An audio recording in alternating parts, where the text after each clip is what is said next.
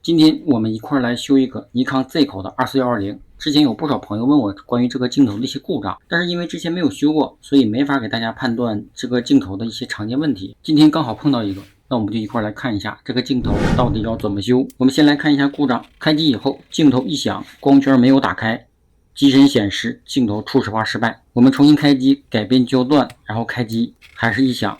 光圈还是没有打开。正常情况下，微单的镜头在开机自检的时候，光圈会正常的收缩一次。它这个一直都不开，怀疑有可能是光圈排线坏了。那今天咱一块来看一下，它到底是不是排线坏了。拆下主板以后，我们就要拆支架筒。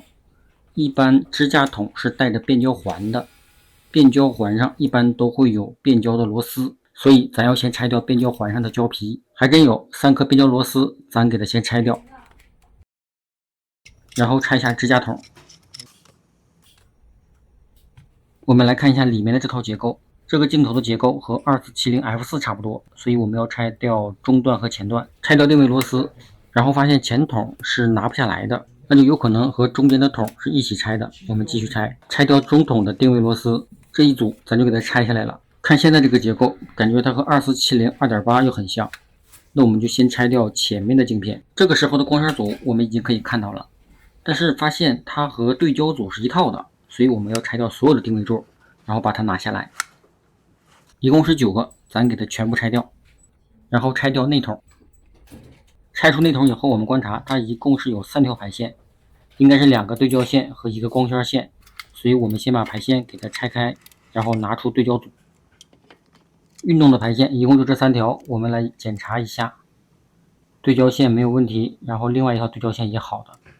这一条线好像是有点问题，断了，有明显折痕，看来真是光圈排线坏了。那咱就先给它换上，先把光圈组拆掉。这是提前准备好的光圈排线，先拆掉光圈的感应器，它这个是一个贴片的，然后再拆马达的排线，要先挂上焊锡，然后整体加热，拿掉排线，小心不要焊坏焊点。最后再用烙铁拿掉贴片的感应器。然后我们在新的排线上挂好焊锡，同样的方法装好感应器，光圈马达的排线焊接好，固定好排线就可以进行安装了。但是我们发现之前排线上残留的胶还有很多，这个可不行，必须要清理干净，要不然排线会固定不稳。全部清理干净，是不是看着就舒服很多？然后我们把光圈组装好，固定好排线。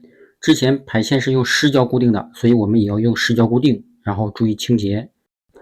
继续装好对焦组，固定好排线，装好内筒，装好主板和卡口，我们就可以来测试了。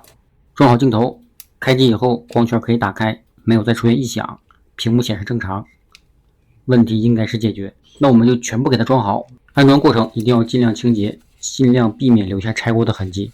全部装好以后，我们来测试一下。24端开机自检很快，然后对焦拍照全部正常。120端合焦拍照也都正常，那这个问题咱就给它修好了。是不是突然有一种感觉，尼康的镜头也坏排线呢？没错，电子光圈的好多都爱坏排线。再有想修24120的小伙伴可以找我了，这个镜头我们已经修过了。